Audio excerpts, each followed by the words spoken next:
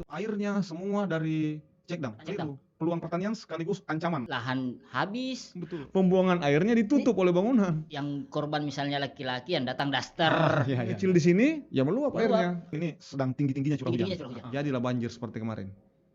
Maaf, ancaman dikali kerentanan itu namanya resiko bencana. Bencana alam itu berulang, Om. Ya, ada 2 orang yang meninggal kemarin. Kita ini daerah langganan bencana. Dan dialokasikan setiap tahun berapa persen nih untuk penanganan bencana? Cek 1212. Oke, hari ini saya lagi bareng penggiat lingkungan yang tidak mau dibilang aktivis lingkungan sih.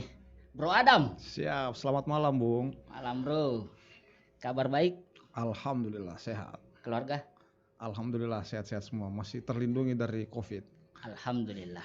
Karena kan ini pandemi bencana juga ya, Dam? Ya, bencana yang berkepanjangan. Ya mudah-mudahan bulan 12 sudah beres semua ya. Amin. Sekarang kan sudah bulan 12. Yang jadi masalah sekarang adalah musim penghujan, Dam. Betul, persis. Nah, ini yang perlu kita bahas nih, Dam. Saya butuh kita diskusi serius nih, Dam, terkait bencana alam. Ya, kita tahu lah baru-baru Bantaeng ya.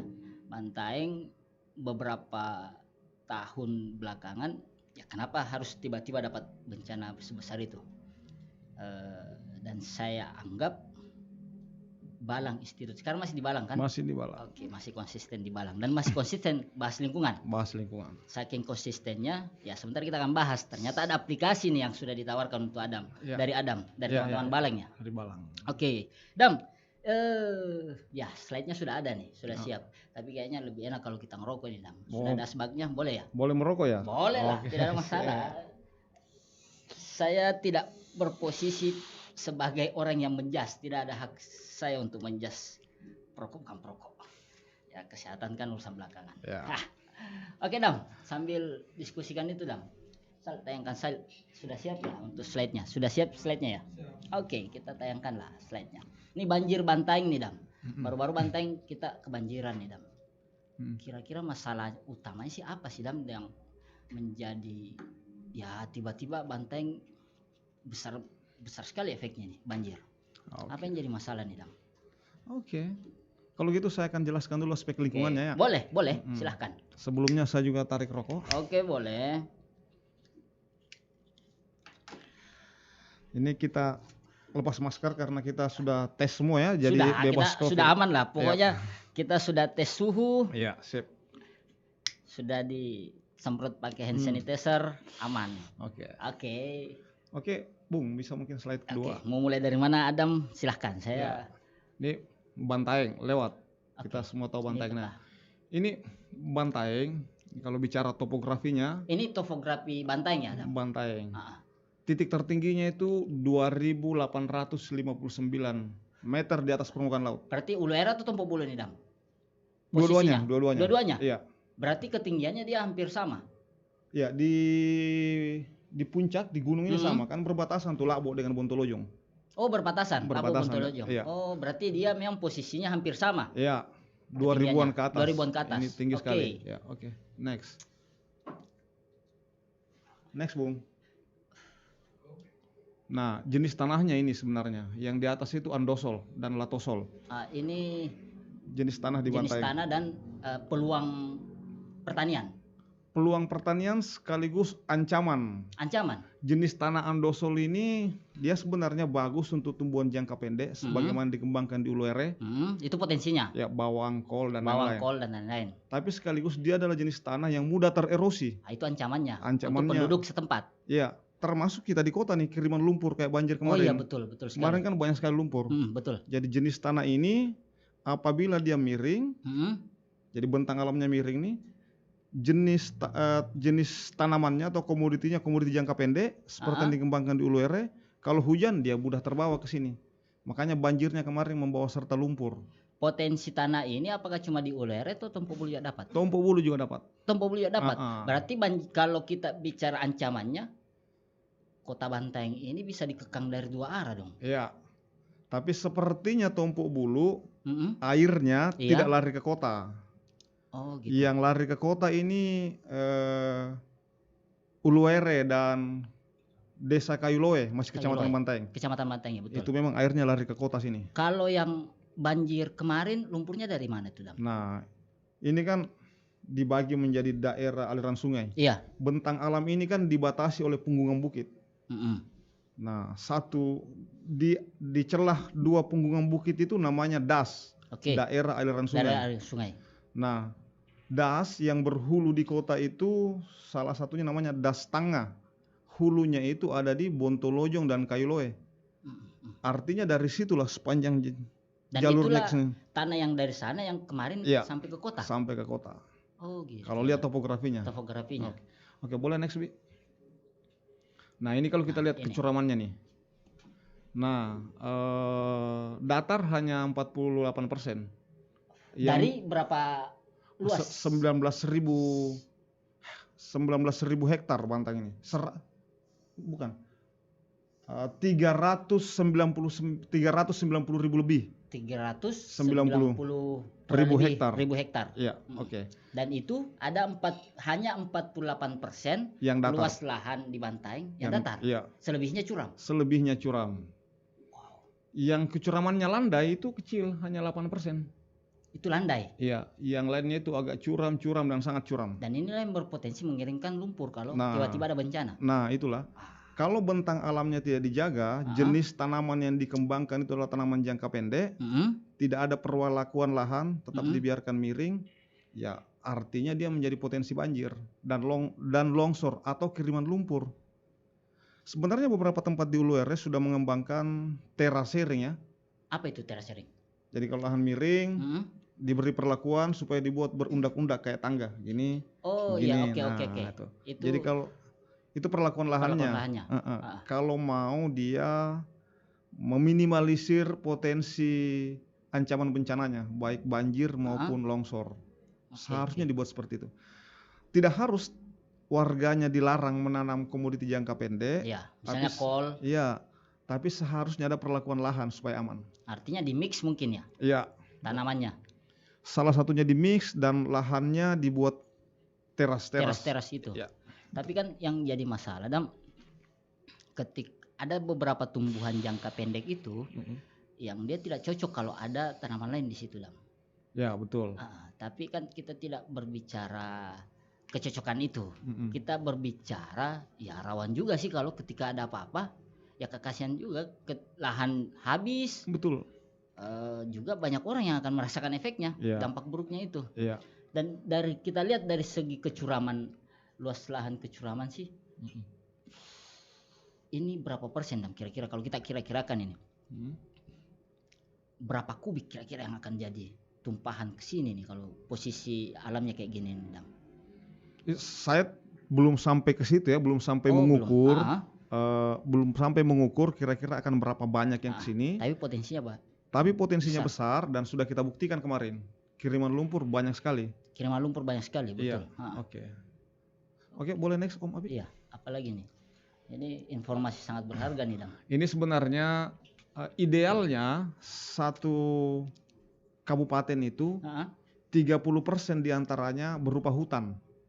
Jadi, harusnya idealnya gitu. Idealnya.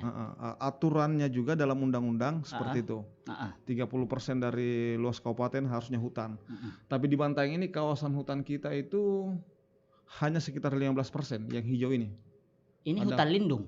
Hutan lindung hanya 2.842 hektar. Hutan produksi terbatas 1.000 hektar lebih. 1.949 hektar. Iya. HPB? Itu. Hutan produksi biasa hanya 1 hektar lebih, 1.000 hektar lebih. Dari berapa tadi keharusan? Harusnya 30%. 30%. Ini kita hanya 15%. Tidak harus dia semuanya menjadi kawasan hutan negara, tapi boleh ditopang oleh hutan rakyat. Ya, ataupun jenis pengolahan kebun yang namanya agroforestry. Cengkeh termasuk tak? Sejauh ini sih cengkeh belum dikategorikan tanaman kehutanan. Tidak termasuk. Tidak. Kopi? Kopi boleh karena kopi itu butuh naungan. Jadi kalau kita tanam kopi pasti tanam pohon besar. Tanam pohon besar, betul. Kalau cengkeh tidak bisa. Tidak bisa. Karena dia monokultur, mau sendiri kan cengkeh itu? Iya betul, mau sendiri dia. Tidak boleh ada kayu lain. Nah sementara teorinya kalau bicara hutan itu harus jenis tumbuhannya beragam, Mm-mm. baru dikategorikan Itu hutan. baru kategori hutan. Iya. Ketika dia cuman didominasi oleh satu tanaman atau tumbuhan, itu Iya. tidak dikategorikan hutan. Iya, kalau Hutan. cengkeh misalnya aja kebun cengkeh. Ya kebun cengkeh. Nah, ada konsep namanya agroforestry. Gimana tuh? Agroforestry ini pengelolaan lahan atau pengelolaan kebun yang mengkombinasikan antara tanaman, perkebunan, pertanian, dan tanaman kehutanan. Misalnya nih paling atas ada pala, Iya, di bawahnya ada kopi, ada kopi, di betul. bawahnya kopi ada porang. Ada porang. Nah, itu namanya agroforestry. Dan itu efektif untuk Nah, itu menahan efektif bencana. untuk menahan bencana. Oke. Dia sifatnya secara lingkungan itu bisa menggantikan peran hutan karena banyak kayu juga. Banyak kayu juga. Satu itu secara lingkungan baik, secara ekonomi dia juga relatif lebih aman karena banyak komoditi di dalamnya. Iya. Misalnya di cengkeh tiba-tiba anjlok harganya. Anjlok harga, betul. Tidak ada sandaran lain. Tidak ada komoditi lain. Komoditi lain. Kalau betul. beragam, satu anjlok mudah-mudahan satu masih bisa. Harganya bertahan. Bisa bersaing lah. Masih bisa bersaing. Satu, dari aspek misalnya nih tahun 2015 ada kemarau panjang sekali. Iya. Cengkeh banyak yang mati. Kopi masih bisa bertahan. Pisang mungkin juga masih bisa bertahan. Iya. Porang atau tirai juga masih bisa bertahan. Jadi secara ekonomi memang agroforestry lebih baik. Secara lingkungan juga iya. Tompok bulu sebenarnya sudah menunjukkan itu secara alamiah. Iya, betul. Sayangnya belum dikelola secara maksimal.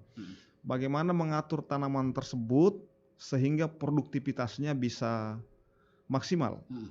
Tompok bulu kan biasanya hanya satu jenis komoditi yang menjadi andalan. Kebun kopi, kita hanya bersandar pada kopinya. Kopinya saja, betul. Tidak diperhitungkan tanaman yang menaungi kopi. Betul. Tidak diperhitungkan tanaman yang bisa dibudidayakan di bawah kopi. Nah, mungkin peran pemerintah nantinya sebaiknya masuk di situ. Harusnya di situ ya, Dam. Bahkan saya sih menganggapnya, Dam, kita lebih monoton kepada satu kegiatan saja. Tidak, misalnya ini, kita cuma petik jual. Kita tidak singgah sedikit sekali, tidak singgah ya beberapa menit saja untuk olah gitu. Saya terakhir, Dam, kita ketemu, saya ingat sekali kita ketemu di acara apa ya, serumput kopi apa kayak waktu itu di Ulere. Kita ketemu. Ya. Kita lagi bahas kopi pada saat itu. Dan Adam memperkenalkan produknya yang dibuat jadi jadi lulur. Betul. Itu Dam enggak diserius itu, Dam, ya, terkait itu. Ya, jadi menarik tadi bahwa seharusnya kita juga mulai masuk pada aspek pengolahan. Tidak betul. Dijual begitu saja. Petik jual. Nah, ini kan berkaitan nih, Dam, karena ya yang setahu saya Balang ini tidak hanya berkonsentrasi pada bencana saja atau mengantisipasi bencana, tapi konsentrasinya juga di situ ya. Karena kan sempat ngurusi kopi juga, Dam. Ya, jadi kami ini sebenarnya fokusnya pada isu-isu akses masyarakat terhadap pengolahan sumber daya alam. Oh gitu. Nah, yang berkelanjutan. Betul. Atau lestari. Nah, jadi aspek lingkungannya di situ, masuk di aspek kelestarian. Untuk mendukung kelestarian tersebut, bagaimana memastikan jenis tanaman yang dikembangkan itu mendukung pelestarian tanah dan tidak air. Hanya sekedar eksploitasinya. Tidak hanya sekedar eksploitasinya. Eksploitasinya seharusnya itu dibuat sedemikian rupa supaya dia tidak merusak lingkungan. Betul. Maka masuklah kita pada pemilihan komoditi tertentu yang kira-kira baik bagi tanah, baik bagi air, dan baik bagi ekonomi masyarakat. Karena kan itu pasti ya. Ini 90% kalau tidak salah. Masyarakat Bantaeng ini itu bertopang pada pertanian. Dan kehadiran Balang di situ ya bagaimana mengedukasi selain kita mementingkan aspek ekonominya, ya dampak negatifnya juga harus diantisipasi memang. Dan Balang sejauh ini masih konsisten ya. Oke, Dam, kita kembali ke ini. Saya masih penasaran sekali nih. Beberapa slide yang. Nah, kalau kita lihat di Bantaeng, ini kita bicara iklim. Tadi ngomong bulan Desember nih. Betul. Pembukaan. Bulan Desember, betul. Desember ini sedang tinggi-tingginya curah hujan. Betul sekali. Kalau lihat data di Bantaeng itu curah hujan di daerah hulu memang tergolong tinggi. Bulan kering, ini kan Om Ai ini kan di Tompok Bulu nih. Sering sekali hujan kan? Sering. Menurut catatan biasanya bulan yang betul-betul kering itu hanya berlangsung 3 bulan. 3 bulan, betul. Ya. Setelahnya hujan. Setelahnya itu hujan. Desember, Januari puncaknya. Betul. Nah, ini penting, air yang mengalir di permukaan pada lahan terbuka itu 51 kali lebih cepat dibandingkan kalau tidak ada pohon. Ya. Jadi curah hujan tinggi, tidak ada pohon, airnya cepat sekali sampai ke sini. Artinya kalau kita bandingkan dengan mesin 150 meter per jam mungkin ya, Iya. kecepatannya. Ya, bisa begitu. Kalau ada pohonnya dia lebih lambat. Ya, dia ada singgah-singgah sedikit lah. Sudah singgah sedikit, kemudian 70% air hujan itu kalau ada pohon dia terserap ke tanah. Terserap ke tanah, yang tidak terserap lajunya lebih lambat ke daerah yang lebih rendah. Ke kota lah. Ke kota kalau Bantaeng ini. Karena kotanya kita kan di dataran rendah ya, Dam. Bantaeng ini. Iya, dataran rendah kita. Tapi dia di tingkat kemiringan atau datar? Datar kota kita ini. Datar ya? Iya, datar kan kota ini datar. Berarti menyimpan air memang kalau misalnya tiba-tiba turun air. Banjir. Iya. Dia potensi menyimpan airnya. Iya, seharusnya kita ada perlakuan supaya airnya langsung. Kalau di hulu sebaiknya air yang jatuh dari langit atau air hujan itu sebagian besar masuk ke dalam tanah menjadi air aliran bawah tanah. Nah, itu yang kemudian keluar menjadi mata air. Baik keluar sendiri atau dibor. Nah, ini PDAM harus tahu nih. Betul nih. Karena kan kita ini Bantaeng, Bos. Ya curah hujannya kita ya lumayan lah curah hujannya kita, tapi kadang juga kekeringan nih, Dam. Tinggal di mana, Dam? BTN ya? Saya di Calendu. Kadang air. Kalau di Calendu lancar karena pipa besar lewat di situ. Oh gitu, memang karena alirannya memang di situ pipa besarnya. Oh, dari RME Rasa dialirkan pakai pipa besar sehingga di tempat saya lancar. Oke. Ini jenis tanah. Ya. Jenis tanah tadi sudah saya jelaskan. Yang tadi jenis tanah sudah. Tompok Bulu dengan Ulere hampir mirip ya. Next B. Nah, ini peta kelerengan. Ini namanya Dastanga. Dastanga tadi itu. Iya. Ini yang Bantaeng kita di sini nih. Maaf, Bantaeng ini di sini. Di atas sini Kailoe dan Bontolojong di puncaknya. Ini luasnya 9.000 hektar. 9.000 hektar. Lebih. Jadi air yang tumpah di atas permukaan tanah seluas 9.000 hektar itu bermuara pada 4 sungai di kota. Sungai mana saja tuh, Bi? Calendu. Sungai Calendu. Bialo. Bialo enggak kemari ya? Sungai sebentar, yang di Lamalaka satu. Matuangin toh? Matuangin.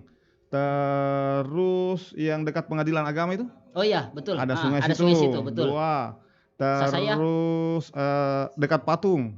Oh, dekat patung sini. Pemuda. 3, ya. Terus yang mana sini? Yang pas sebelum setelah kantor pengadilan agama itu situ. 4. Jadi bayangkan air yang jatuh di atas permukaan tanah seluas 9.000 hektar hanya tumpah di 4 sungai. 4 sungai. Artinya meluap loh. Meluap. Inilah yang kalau perlakuan lahannya tidak begitu baik di hulu, ya jadilah Bantaeng sungai-sungai meluap dan banjir. Dan dari 9.000 hektar tadi ini, Dam, hanya 1 hektar misalnya yang tersisa jadi hutan. Wah, itu bahaya. Bisa tenggelam. Ini sebenarnya yang di sana itu yang hijau-hijau itu yang masih hutan. Oh, sisa ini yang hijau yang masih hutan. Sisanya yang merah-merah ini apa, Dam? Yang merah-merah ini yang curam sekali kemiringannya. Oh, gitu. Jadi kuning itu curam, merah sangat curam. Jadi sebenarnya bentang alam kota Bantaeng ini atau Dastanga ini didominasi 70% adalah curam dan sangat curam. 70%. Ya. Dan kalau dari slide ini, Dam, sisa di ujung-ujung pebukitan saja yang hijau. Betul, di ujung pebukitan dan di kemiringan yang sangat ini kemiringannya. Iya, kemiringan. Hanya itu yang saja. Sisanya mungkin sudah jadi lahan pertanian ya. Betul. Nah, itu satu soal yang harus dibereskan. Saya ingat sekali teman-teman pernah melakukan penghijauan. Iya. Ya, untung ada sejam sih sempat singgah itu tanamannya. Selebihnya dicabuti lagi, Dam. Harusnya Adam lewat Balang nih edukasinya penting sekali nih, Dam. Edukasi yang kita dorong sebenarnya bersumber dari pengetahuan masyarakat juga. Kopi itu tadi, kata masyarakat kopi yang paling bagus buat ekonomi. Betul. Nah, ternyata hasil risetnya secara akademik itu memang kopi juga bagus buat lingkungan. Jadinya kita memang mendukung pengembangan kopi. Saya ada sedikit kurang sepakat nih, Dam. Tidak apa-apa ya? Tidak apa-apa ya. Dam, ketika hutan ini dibabat dan digantikan kopi, yang saya pikirkan adalah potensi lahan itu untuk menjadi lahan pertanian lebih besar, Dam. Iya, iya, iya. Artinya akan jadi lahan rebutan nih, Dam. Bentar. Ketika misalnya pemerintah ini mendorong, oke, hutan lindung boleh ditanami kopi, tapi memberikan peluang untuk kita saling caplok sini. Ah, ini sekian hektar saya yang punya nih, yang olah. Kalau itu bertahan misalnya di kopi tidak ada masalah, oke. Iya. Tapi ketika itu mainannya ini kopi jatuh harga, Dam, dan dialihkan ke tanaman jangka pendek, nah itu yang jadi masalah mungkin saya, Dam. Saya bukan tidak sepakat, tapi agak sedikit kurang sepakat ketika kopi dijadikan patokan sebenarnya, Dam. Ya. Yang saya maksud untuk daerah-daerah yang terlanjur jadi lahan pertanian jangka pendek, rekomendasi kita adalah kopi. Oh Ya. betul. Iya. Kalau untuk yang hutan yang saya sedikit ini, sebaiknya dijaga lah. Oh ya, harusnya dijaga. Cuma masalah sekarang banyak sekali di Uler itu kan begitu. Ya. Bukan saya menjas ya, tapi banyak sekali yang dulunya hutan ya tiba-tiba jadi pertanian, Dam. Iya. Itu lain kali kalau mau bahas penggunaan lahannya kita ada foto citra. Oke. Yang next part nanti itu dah. Yang perbandingannya dari hutan menjadi bukan hutan itu memang masif. Masif sekali ya. Ya. Wah, rawan betul ini kita ini bentang. Jadi ini gambarannya mengenai bentang alam yang mengirim air ke kota yang seluas ini. Dan kemiringannya seperti ini. Oke, next slide. Nah, ini nih yang mau saya jelaskan. Ada ini rumus bencana. Oh, ada rumusnya juga ya ternyata. Ancaman dikali resiko, ancaman dikali kerentanan itu namanya resiko bencana. Ancaman dikali kerentanan itu namanya menjadi resiko bencana. Iya. Okay. Nah, kalau dia ketemu pemicu, terjadilah bencananya. Contoh pemicu apa, Dam? Hujan misalnya. Hujan. Ya, saya jelaskan dulu ancaman ya. Oke, boleh. Ancaman itu bisa seperti kebijakan negara atau kebijakan pemerintah, investasi. Itu ancaman tuh. Kerentanannya yaitu tadi lahannya miring. Kemudian jenis tanamannya, tanaman jangka pendek itu kan rentan itu. Rentan, betul. Ditambah ada kebijakan pemerintah yang makin seperti yang Om bilang tadi, kalau diberikan keleluasaan menggantikan tanaman hutan menjadi tanaman pertanian itu kan menjadi ancaman. Ancaman, betul, itu ancaman besar. Kemudian ada investasi, misalnya tiba-tiba ada yang mau mengembangkan bawang putih besar-besaran atau bawang merah besar-besaran, itu kan mengancam juga. Oh iya, karena ada program sekarang. Ada program bawang merah tuh. Saja dan enggak apa-apa. Nah, itu ada program bawang merah itu. Ada, betul. Nah, itu berpotensi juga ya? Itu berpotensi. Karena membabat hutan ya? Ya, bawang merah itu harus land clearing. Tanah harus dibersihkan dulu. Dan tidak boleh ada tanaman pelindung. Tidak boleh ada tanaman lain kecuali bawang. Ini bahaya ini, Dam. Itu makanya dia jadi ancaman. Lahannya sudah rentang karena miring. Masuk pula tanaman-tanaman yang mengancam. Kena pemicu sedikit, hujan sekian jam, jadilah banjir seperti kemarin. Kemarin itu hujannya 13 jam. 13 jam, betul. Dari subuh ke subuh kayaknya masalah. Akhirnya jadi banjir kita. Banjir. Malamnya banjir kan. Jam 11 siang katanya mulai hujan. Tidak berhenti, saya tidak tahu jam berapa malam banjir. Kota. Itu pemicunya karena ancaman tambah kerentanan menjadi resiko bencana. Iya, menjadi resiko, ketemu pemicu bencana lah. Banjir lah kita. Oke, next Om Abi. Nah, ini dia kan tampakan banjirnya. Ini yang kemarin jadi air polemik. Yang tumpah di Banteng. Ini yang jadi polemik kemarin. Untungnya tidak lewat ke tengah nih, Dam. Untuk lewat samping dia mungkin ya. Ya, ini yang jadi polemik kemarin. Korenya, Dam. Ya, orang mengira banjir di Banteng itu airnya semua dari Cekdam. Keliru. Itu keliru. Berarti bukan dari sini semua airnya ya? Bukan. Air yang dari Cekdam ini hanya merendam daerah Garegia, Lorong Sunyi, termasuk rumah jabatan. Ini air dari sini? Air dari sini. Yang merendam jalanan? Yang merendam yang lain itu sungainya lain lagi. Itu dari? Kan ada berapa sungai yang cuma meluap? 4 sungai itu tadi? Ini yang meluap semua ya? Iya, meluap. Nah, sungai yang lain, sebentar kita bisa tampilkan foto-fotonya dulu? Boleh. Next dulu, Bi. Sebentar kita kembali ke sini lagi, Dam ya? Iya. Okay. Saya lanjutkan, Bi. Saya lanjutkan dulu ya. Oke. Ini katanya hanya berasal dari sini, kemudian macam-macam lah. Ada yang katakan ini dihantam oleh pohon. Iya. Ada yang itu spekulasinya ya? Ya, ada yang mengatakan memang tidak kuat menahan debit air. Saya tidak tahu yang mana yang benar, saya tidak masuk ke situ. Iya, karena kita tidak lihat langsung juga. Iya, yang pasti ini bobol. Yang pasti dia bobol. Next, Bi. Dan yang pasti di sana memang ada kayu-kayu besar. Ini kan meluap ke samping nih. Nah, 2 hari setelah terjadi hari pertama setelah 2 hari. Banjir hari ini. Hari ini banjir. Malam ya. Besoknya kami kerja bakti dulu. Oh iya betul. Bantu bersihkan lumpur. Bantu bersihkan. Hari kedua, Hari kedua, kami langsung bikin pemetaan banjir di Bantaeng. Oke, ini jagonya Adam nih. Ini dia pemetaannya nih. Setelah 2 hari petanya jadi. Iya, hari kedua. Hari kedua kita langsung keliling, mengecek di mana wilayah banjir dan apa pemicunya. Pemicunya jelas di hulu itu hujan yang deras, tapi kalau di kota itu sistem pembuangan airnya, drainasenya bagus, harusnya kan tidak separah ini. Iya, tidak separah ini. Bisa langsung dialirkan ke mana? Ke laut. Tapi ternyata ada keadaan-keadaan, bisa kasih lihat fotonya Bi, yang kita potret. Ada keadaan-keadaan memang air yang harusnya langsung dialirkan ke laut itu ini tumpahan air ini Adam, yang biru-biru ini. Iya. Ini yang dari kota. Ini yang di kota. Ini yang di Bisapu. Bontosunggu. Iya. Enggak, ini Bontojai. Oh, Bontojai ini. Ini Bontojai. Bontojai. Oh iya, Bontosunggu yang ini ya. Enggak, ini Bontosunggu. Oh. Ini Bontojai semua. Iya. Kan ada sungai di situ yang meluap juga di Bontojai. Iya, yang di perbatasan itu ya. Okay. Dan itu sungai di perbatasan itu hulunya di Uluere juga. Oh, bukan dari Jeneponto itu ya? Tidak, sedikit masuk Jeneponto. Tapi ujung paling atasnya di Bontolojong. Uluere. Bisa dikasih lihat sebentar Mama Bia? Oke. Tapi ini dulu Bi. Nah, ini yang terendam banjir di kota nih. Berapa hektar Bi luasnya kemarin?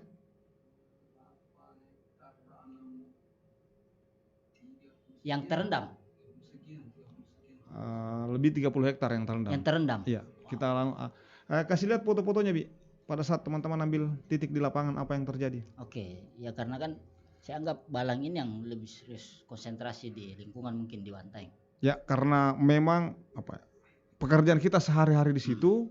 Jadi mungkin ya lebih siap lah melakukan kalau ada sesuatu yang terjadi.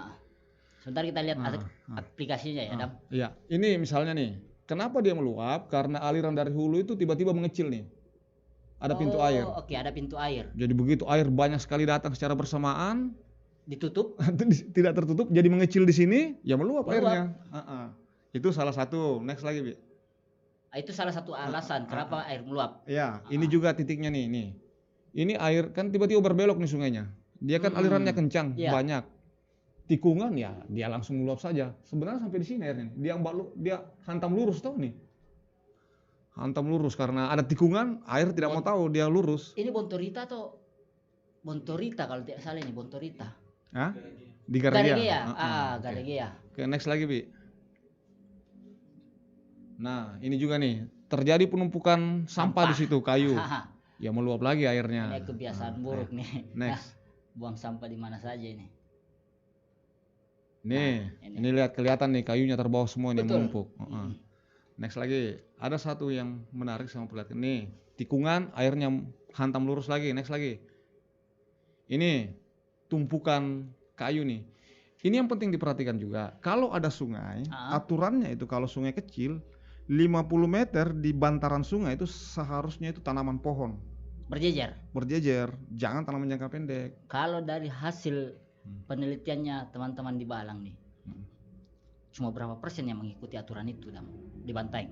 Kalau di kota hampir tidak ada. Hampir tidak ada yang ikuti. Yes. Artinya bersih saja sungai bersih semua. Atau bahkan rumah. Wow. Kalau di sekitarnya ini adalah tanaman pohon, sampah-sampah atau kayu-kayu besar begini kan akan nyangkut di situ. Iya betul. Tidak lantas lari ke sungai dan menghambat laju air. Ketika ada bentangan jembatan kayak begini ya. Di pinggirnya itu seharusnya kan pohon-pohon banyak. Jadi potongan-potongan kayu, sampah-sampah nanti bisa nyangkut di pohon lah gitu. Kemudian sungainya tidak mudah terjadi pendangkalan. Betul. Itu seharusnya yang dipikirkan ke depannya.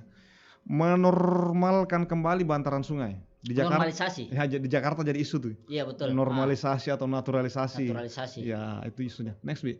Ada satu foto yang mau saya kasih lihat. Next lagi. Atau bisa kasih lihat Bi. Ada tiba-tiba bangunan yang di bawahnya ada ini. Nah ini yang menarik nih Om. Ini desa saya. Ini di sini sungai. Ini jembatan. Tiba-tiba. Milik warga mungkin ya. Ya di sebelahnya ada bangunan dan pembuangan airnya ditutup oleh bangunan. Hal-hal seperti ini yang Di penting. atas sungai, di atas sungai ya bangunannya. Iya. Ini sungai atau gorong-gorong ini? Anu apa? Aliran sungai memang. Ya, sungai kecil ya. Parah betul ini. Dibangun di situ tuh. Di sini, di sebelah sini sungainya nih. Kalau dari arah kota di sebelah kanan, harusnya dia motong ke sebelah, harusnya lebih luas. Tiba-tiba ada bangunan di atasnya. Ya ini juga memperparah masalah kalau tiba-tiba banyak air dari hulu kan. Iya, betul. Karena langsung menyempit dia di situ. Ya langsung menyempit dan malah ada bangunan di atasnya. Ada bangunan di atasnya. Iya. Ya ini mungkin ke depan penting diperhatikan izin mendirikan bangunannya. IMB-nya supaya yang begini-begini ini kan sudah terlanjur nih. Saya tidak tahu jalan keluar seperti apa, tapi ke depannya mudah-mudahan ini bisa dihindari. Ini jadi referensi bahwa potensi bencana ketika hal begini kebanyakan dilakukan lebih parah lagi. Iya, potensinya lebih besar. Iya. Betul. Oke. Jadi ini kita lakukan di hari kedua. Semua titik luapan banjir kita potret dan semua daerah tergenang kita petakan. Ini dia hasilnya. Nah, untuk mempercepat pendataan korban banjir, kita berkoordinasi dengan pemerintah kabupaten, dalam hal ini BPBD. Nah, kita merancang sebuah aplikasi. Sudah dibuat.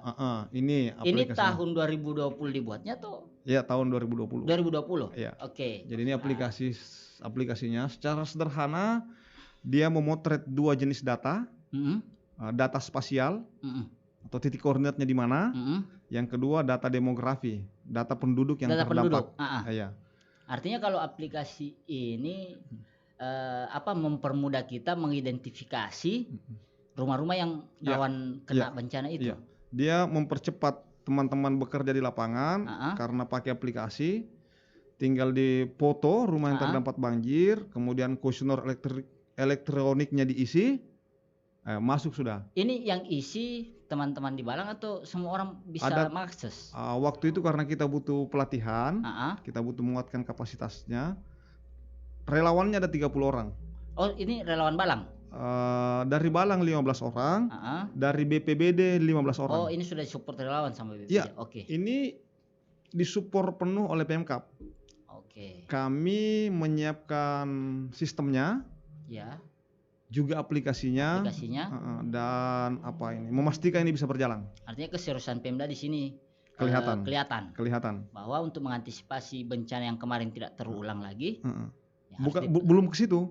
Kelihatan keseriusannya dalam menangani bencana. Minimal 14 hari setelah bencana atau masa tanggap darurat itu. Iya, betul. Melakukan pendataan yang sudah berbasis teknologi. Ini mudah sekali dilakukan karena aplikasi berbasis aplikasi.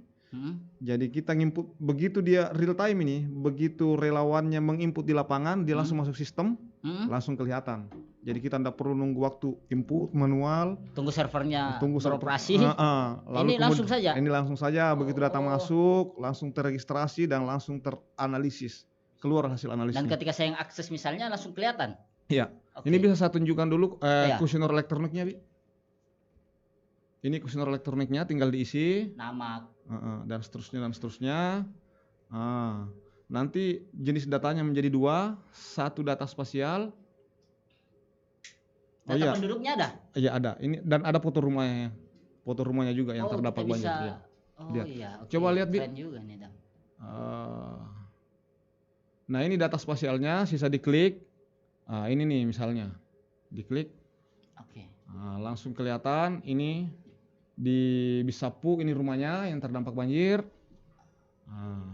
Ada titik koordinatnya, ada nama pemilik rumahnya, ada nomor kakaknya, ada nicknya, ada jumlah keluarganya dalam, ada pendidikannya dan lain-lain.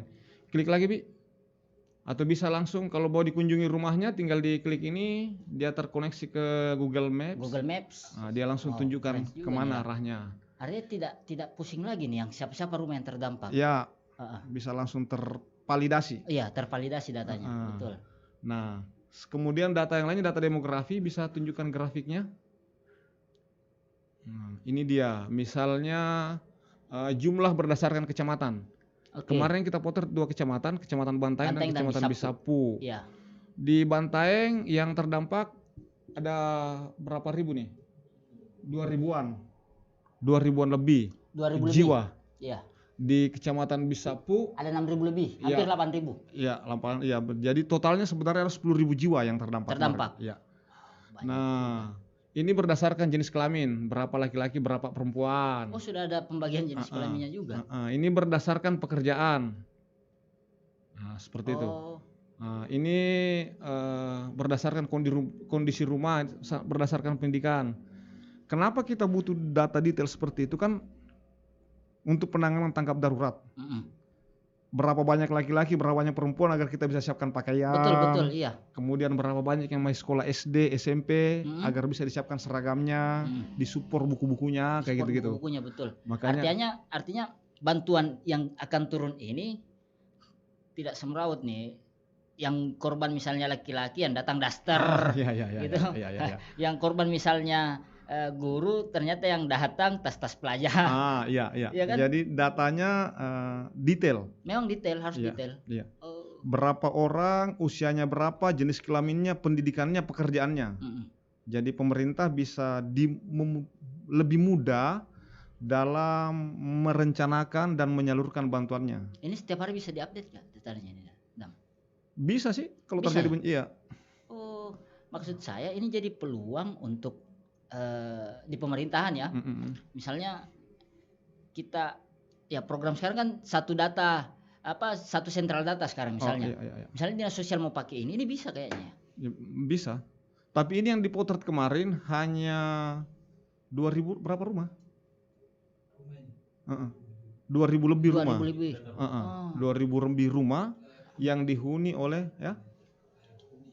2.691 rumah yang dihuni oleh kurang lebih 10.000 orang. 10.000 orang. Jadi satu rumah kira-kira 4 sampai 5 orang. Dan ini real datanya nih. Real datanya. Kan ada foto rumahnya. Foto rumahnya, nicknya, dan seterusnya. Ini dia nih, nicknya per orang. Nicknya per orang dan foto rumahnya tadi. Foto rumahnya ada. Ya seperti itu.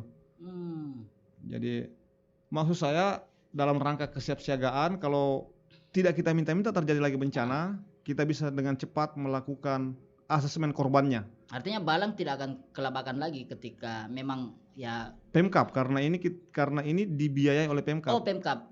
Alhamdulillah. Artinya Pemkab. Ini antisipasi Pemkab gitu. Ketika bencana itu terulang, datanya sudah ada.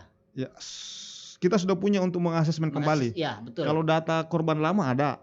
Kalau terjadi lagi banjir kan harusnya diasesmen lagi. Kan potensinya tadi sudah dijelaskan. Ini yang bakalan kena lagi. Bukan saya maksud kena lagi. Kita berharap sih tidak kena lagi, bahkan semua tidak kena. Tapi yang berpotensi untuk kena bencana itu menjadi korban, kita sudah punya datanya. Iya, dan menurut teori bencana alam itu berulang, Om. Kalau suatu daerah pernah terjadi banjir, percayalah, besar sekali kemungkinan dia akan banjir lagi. Silahkan dicek. 1973 banjir besar. 2006 banjir dan seterusnya.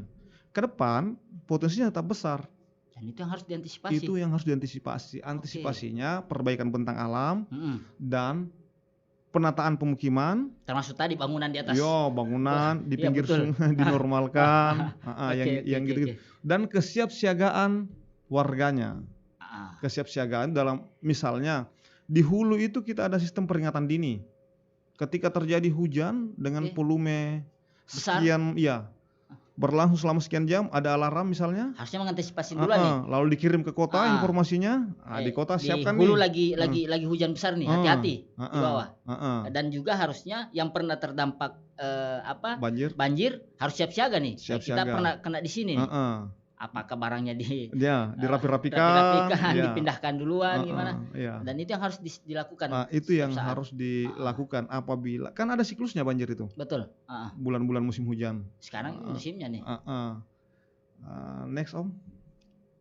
Saya kira itu penjelasan mengenai aplikasinya. Iya, betul. Aplikasinya tadi kita. Menurut saya suatu kali seharusnya kita diskusikan di level Pemkab nih.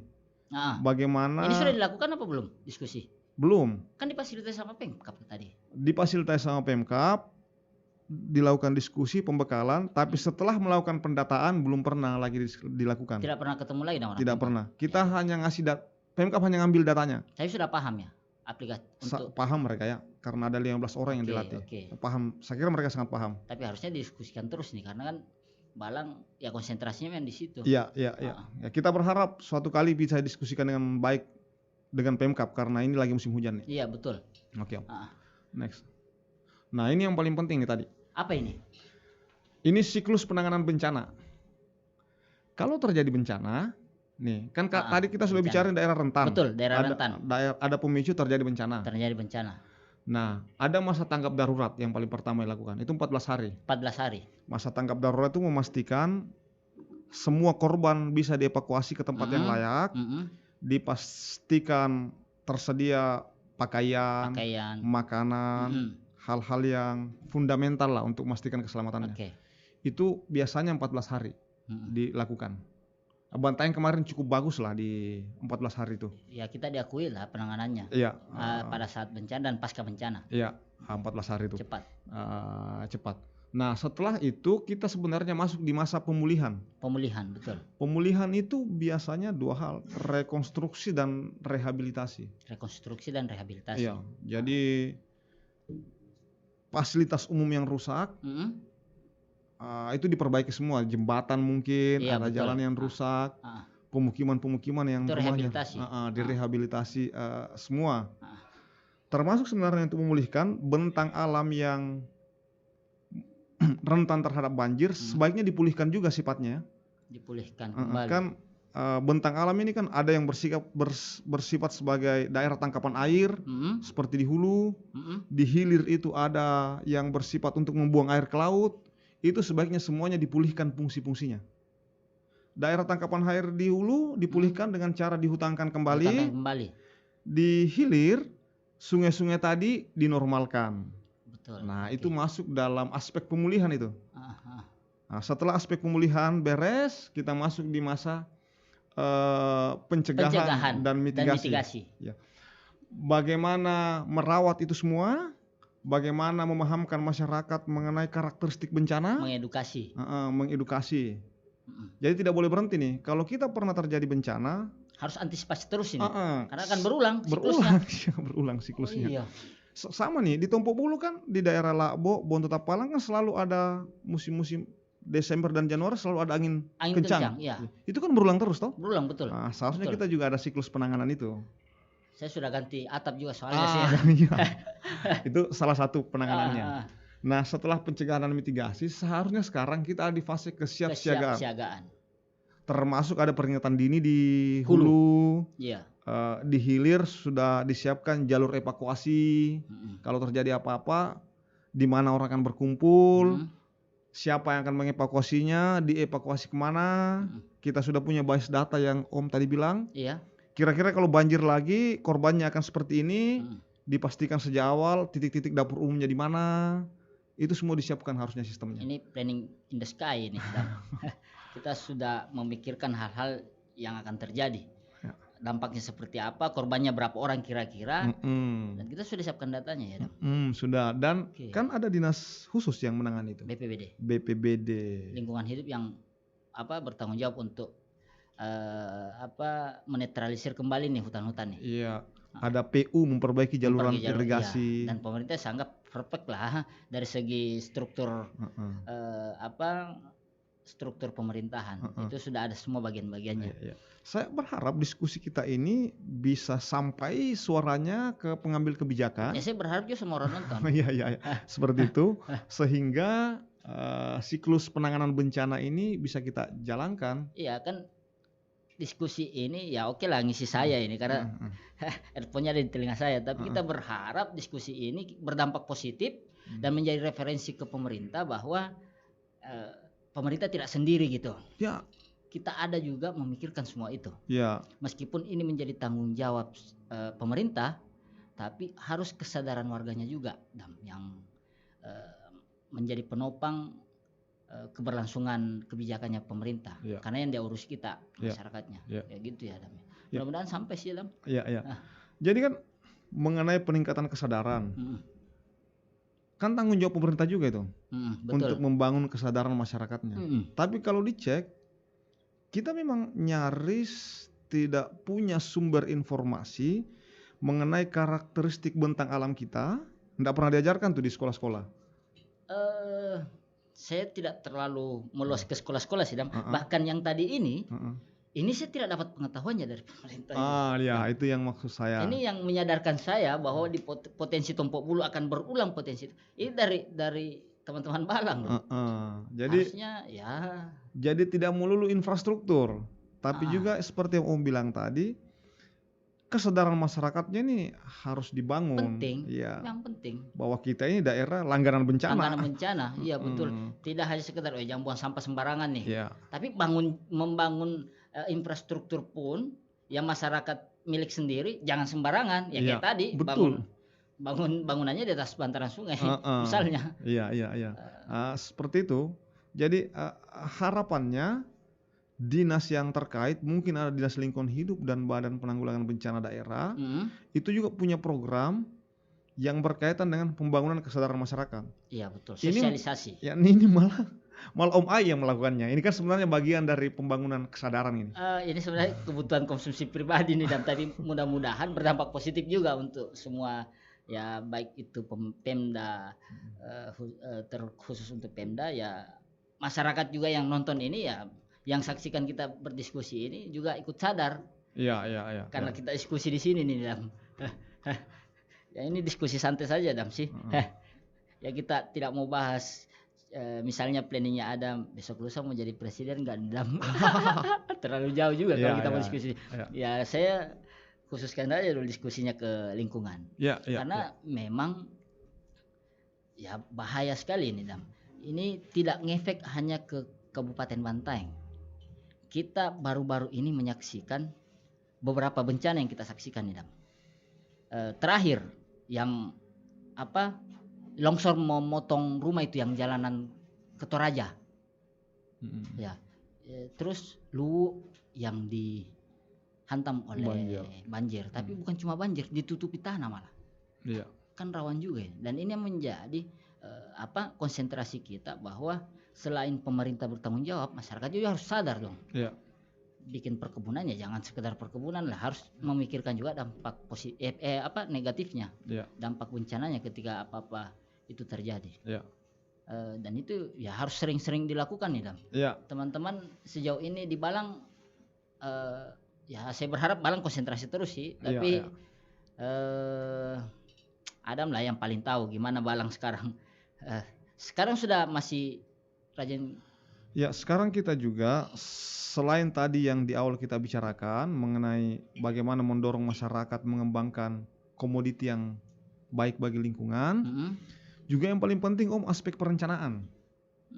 Seperti apa aspek perencanaannya? Jadi perencanaan itu kan harus mengcover dengan sadar bahwa kita ini daerah yang rawan banjir, bahkan langganan bencana gitu. Betul. Kalau perencanaan wilayah itu kan ada RT/RW. RT/RW, betul. Rencana tata ruang wilayah. Ya. Itu ada jurusannya itu dah. Ada jurusan. Mungkin kelak kita harus punya misalnya daerah rawan bencana yang mana saja nih. Dan betul. jenis bencana apa. Dan itu tersosialisasi ke para pihak, terutama ke masyarakat. Masyarakat, betul. Kalau Bantaeng ini bencananya jenis apa, Dam? Itu ya tadi. Banjir, longsor. Longsor juga kita berpotensi longsor. Longsor sering terjadi tuh. Tompok Bulu sering tuh. Tompok Bulu itu di Patanet yang Labo. Yang baru-baru ini kan longsor juga nih, Bonto Majanang dan Bonto Daeng. Untungnya longsornya itu di kebun. Iya, dia tidak sampai ke kota gitu. Iya, kayak di kota datar tuh jadi. Iya, betul. Untungnya bukan daerah pemukiman yang longsor, tapi daerah kebun. Daerah kebun, betul. Iya. Jadi ada korban jiwa. Iya, ada yang menutupi jalan tuh kemarin. Ada ya sampai menutupi. Iya, di daerah Bonto Daeng dan Bonto Majanang. Sadar. Iya. Karena kita terkonsentrasi di kota. Betul, mungkin ya. Dan ingat ya, ada 2 orang yang meninggal kemarin banjir. Di mana? Di kota ini. Oh, yang di kota kemarin. Oh iya betul, ada 2 orang yang satu yang kepleset masuk ke gorong-gorong. Yang satunya lagi?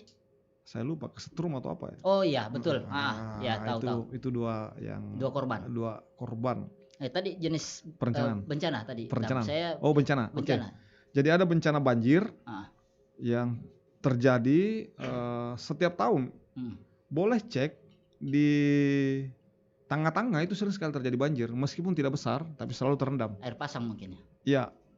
Kalau kalau hujannya agak deras, terendam lagi. Terendam lagi. Iya. Setiap musim hujan lah dia selalu terendam, meskipun tidak besar dan tidak menimbulkan korban jiwa. Betul. Tapi itu selalu banjir tuh. Kemudian angin kencang. Baru-baru kan ada rumah yang rubuh itu. Di mana, Dam? Desa apa kemarin? Oh iya, tahu ya, ada rumah rubuh ya. Angin kencang. Angin kencang.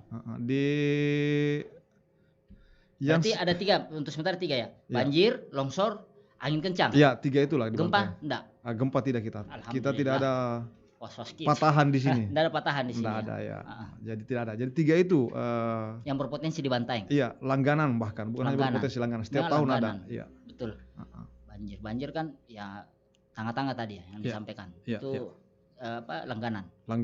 Kalau longsor kan dia lebih banyak di pegunungan ya. Iya. Ya, karena mungkin ya itu tadi topografi kita miring-miring. Iya, miring-miring, betul. Dan tingkat kemiringannya memang sangat curam. Iya. Kota ya itu berarti paling tidak drainasi diperbaiki mungkin ya. Iya, di kota itu penting sekali tuh memperbaiki saluran air yang mengecil, yang tikungan tajam, yang ada bangunan di sekitar sungai atau bahkan menutupi sungai. Nah, itu yang penting diperhatikan. Perencanaan tadi, Dam. Itu kan bagian dari perencanaan ya, Dam. Tapi menurut Balang apa lagi yang perlu direncanakan? Jadi ada RT/RW, rencana tata ruang wilayah.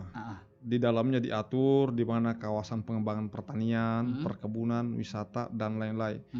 Seharusnya RT/RW ini menjadi acuan bagi semua pihak. Kalau mau mengembangkan sesuatu kan sudah diatur nih, diplot. Untuk industri Pak Jukukang, betul. Kiba ya. Kiba, kawasan industri Bantaeng. Kawasan pengembangan tanaman perkebunan, kopi, cengkeh, Tompo Bulu. Saya tidak ingat nih isinya semua. Iya, betul. Tapi yang jelas seharusnya RT/RW itu juga memasukkan bagaimana penanganan bencana. Dan itu sebaiknya rencana tata ruang wilayahnya itu diturunkan pada skala yang lebih mikro. Dalam undang-undang desa diatur itu namanya RTR desa. Ada RT. Rencana tata ruang desa. Jadi seharusnya desa juga merencanakan bagaimana ruangnya diatur. Betul. Jangan asal bangun bangun saja, iya. Drainase dibangun begitu saja. Jangan asal bangun, jangan asal menanam saja. Harus dicek sifat tanaman tersebut terhadap lingkungan. Jangan hanya dicek aspek ekonominya saja, ini mahal nih. Betul. Padahal meskipun mahal, kalau dia rawan bencana, duitnya banyak, hasilnya banyak, begitu bencana hancur lagi toh. Juga. Miskin lagi. Nah, seperti itu. Kemudian kan ada RPJMD, rencana pembangunan jangka menengah daerah, dan ada RPJMDes desa. Di bawahnya desa. Saya belum melihat